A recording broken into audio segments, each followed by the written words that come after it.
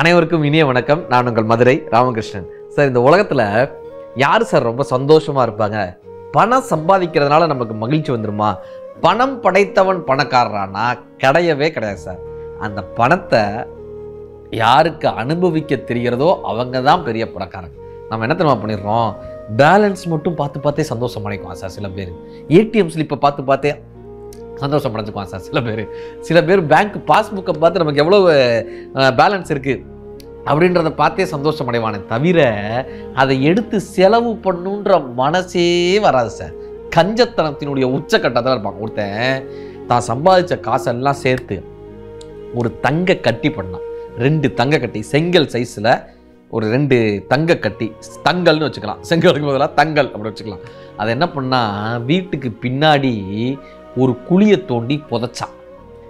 Daily என்ன பண்ணுவான்? அந்த தங்கலை எடுத்து, அந்த தங்க செங்கலை எடுத்து பார்ப்பான், வச்சிருவான், திரும்ப மண்ணை போட்டு மூடிடுவான், பார்ப்பான், வைப்பான், மூடுவான். இப்படியே பண்ணிட்டு இருந்தான் சார் 6 மாதம்.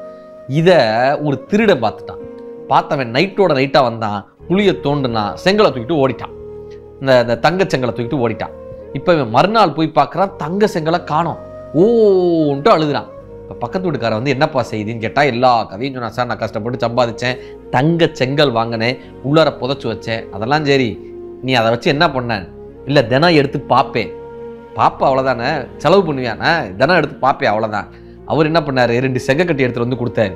நீ வச்சுக்கிற தங்க செங்கலுக்கும் இந்த கல் செங்கலுக்கும் பெரிய வித்தியாசம் இல்லை, நீ எப்படியும் அதை செலவழிக்க போகிறது இல்லை, அதனால் இதையே தங்கமாக நினச்சி டெய்லி பார்த்துக்கேன்னார்.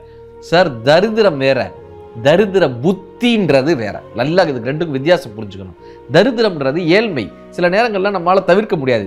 புத்தியில் வருமா இருந்துச்சுன்னு வச்சுக்கோங்களேன், அது நம்மளால் ஒன்றுமே பண்ண முடியாது சார். கும்பகோணத்துக்கிட்டக்க ஒரு தாத்தா, அவர் எப்பயும் வெத்தலை செல்லம்னு ஒன்று வச்சுருப்பார்.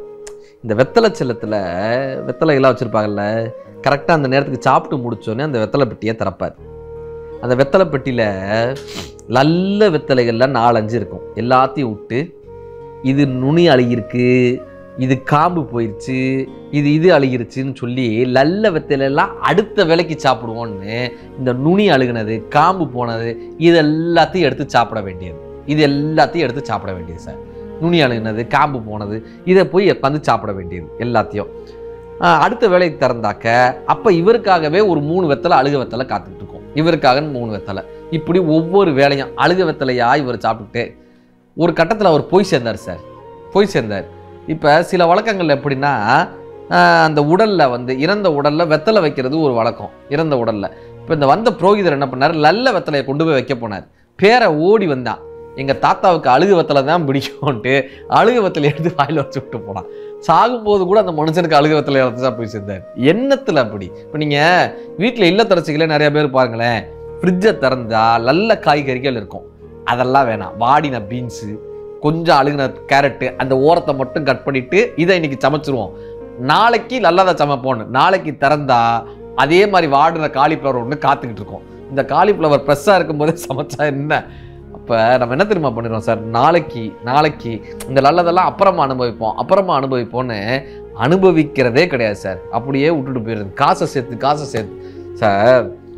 ஒரு கணவன்கிட்ட ஒய்ஃபு கேட்டிருக்கா, ஏங்க நீங்கள் தான் இவ்வளவு சம்பாதிக்கிறீங்க, இவ்வளோ பண்ணுறீங்கள, நான் எவ்வளவு வருஷமாக கேட்டுக்கிட்டே இருக்கேன், என்னை ஒரு வாட்டி ஹெலிகாப்டரில் கூப்பிட்டு போங்க. நம்ம ஊரில் ஒருத்தர் ஹெலிகாப்டர் வச்சு வாடகைக்கெலாம் விட்றாரு, எல்லாரையும் டூர் மாதிரி கூப்பிட்டு போகிறாரு, அவர்கிட்ட கேட்டு நீங்கள் கூப்பிட்டு போகலான்ல, ஹெலிகாப்டரில் என்னை கூப்பிட்டு போங்க அப்படின்னு அந்த ஒய்ஃப் சொல்கிறான். இவர் சொல்கிறாரு, ஹெலிகாப்டரில் கூப்பிட்டு போகிறதுக்கு அவன் வந்து 25,000 ரூபா கேட்குறான். 25,000 ரூபா கேட்குறான். நீங்கள் போய் பேசி பாருங்கள், குறைச்சிக்கலான்னு. இப்போ இந்த ஆள் போனார், ஹெலிகாப்டர் ஓனர்கிட்ட கேட்டார், எவ்வளோங்க ஒரு டூர் அடிச்சுட்டு வர்றதுக்கு எனக்கும் என் ஒய்ஃபுக்கும் எவ்வளோ? 50,000 ரூபா ஆகும்ப்பா. 25 50,000 ஆகும்.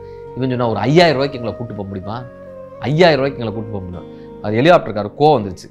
இந்த பாரு, நீ சும்மா கூட வா, பிரச்சனை இல்லை, சும்மா கூட வா, நான் வந்து ஹெலிகாப்டர் எப்படி வேணாலும் ஓட்டுவேன், வளர்ப்பேன், நெளிப்பேன், துளிப்பேன், என்ன வேணாலும் பண்ணுவேன், ஆனால் நீ கத்தக்கூடாது. கத்தாமைக்கு நீ இறங்கிட்டேன்னா, பயப்படாமல் நீ இறங்கிட்டேன்னா சும்மா நீ ஃப்ரீ. ஆனால் நீ கத்திட்டேன்னா எனக்கு 50,000 இல்லை, 5 லட்ச ரூபா கொடுக்கணும், 5 லட்ச ரூபா கொடுக்கணும், சரியா? சரின்ட்டான். ஒய்ஃபை முன்னே ஏறி உட்காந்தாங்க. அவன் ஹெலிகாப்டர் என்னெல்லாமோ பண்ணுறான் சார், இப்படி வளைக்கிறான், அப்படி வளைக்கிறான், இப்படி போகிறான், நேராக போகிறான், குத்துறான், இப்படி சைடில். இவன் கத்தவே இல்லை, அவன் இதை உட்காந்துக்கிட்டே வந்தான். கடைசி அவனே பொறுமை இழந்து ஹெலிகாப்டர் வந்து நிப்பாட்டிட்டான். 2 மணி நேரம் 3 மணி நேரத்தில் நிப்பாட்டிட்டு சொல்கிறான், ஏன்டா நான் இப்படி வளைச்சு ஓட்டுறேன், உனக்கு பயமே வரலையா? ஒரு வாட்டி கூட கத்தணும்னு தோணலையா? கத்தவே மாட்டேன்ட்டியா? ஒரு வாட்டி கூட உனக்கு தோணலையா? எனக்கு ஒரே தடவை தோணுச்சு. எப்போ? என் வீட்டுக்காரி கீழே விழுகும்போது எனக்கு ஓன்னு கத்தணும்னு தோணுச்சு. ஆனால் கத்துனா 5 லட்ச ரூபா போயிடுமே அப்படின்னு சொல்லிட்டு அமைதியாக இருந்துட்டேன். சார் வீட்டுக்காரி கீழே விழுந்துட்டா சார், 5 லட்ச ரூபாயா முக்கியம்? ஸோ நகைச்சுவைக்காக வெளிநாட்டு நகைச்சுவை சொல்லக்கூடிய, வெளிநாட்டில் சொல்லக்கூடிய அற்புதமான நகைச்சுவை. எதுக்காகனா, பணத்தை இழந்தாவது நாம் அன்பையும் மனிதர்களையும் பெற வேண்டும்னு நினைக்க வேண்டுமே தவிர, நாம் என்ன தெரியுமா பண்ணிடுறோம், மனிதர்களை இழந்தாவது பணத்தை பெற வேண்டும்னு நினச்சிக்கிட்டு இருக்கோம். அது ரொம்ப தப்பு சார். மனிதர்களை இழந்து பணத்தை பெறக்கூடாது. பணத்தை இழந்தாவது மனிதர்களை பெறும்போது தான் இந்த நாள் இனிய நாளாக இருக்கும். இந்த உலகத்தில் இருக்கக்கூடிய பெரிய சொத்து எதுனா மனிதர்கள் தாங்க. மனிதர்களின் அன்பு, மனிதர்களினுடைய பந்தம், மனிதர்களினுடைய சொந்தம், மனிதர்களுடைய பாசம், மனிதர்களுடைய நேசம், இதுதான் இந்த உலகத்தில் இருக்கக்கூடிய பெரும் சொத்தை தவிர பணத்தினால் அன்பையும் மகிழ்ச்சியும் வாங்கிவிட முடியாது. இந்த உண்மை புரிந்தால் இந்த நாள் மட்டுமல்ல, எல்லா நாளும் இனிய நாள் தான். நன்றி.